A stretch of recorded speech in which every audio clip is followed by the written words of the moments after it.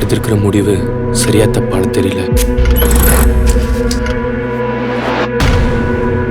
இதை விட்ட வேற வழியும் தெரியல.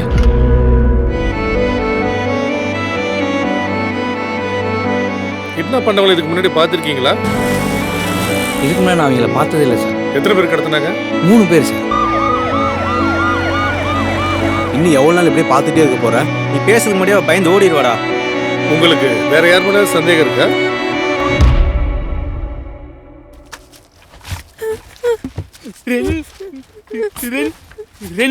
ரெண்டு நிமிஷம் பேசுறோம்.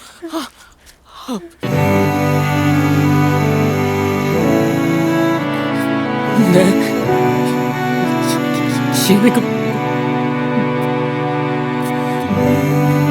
கட்டிக்கோங்க.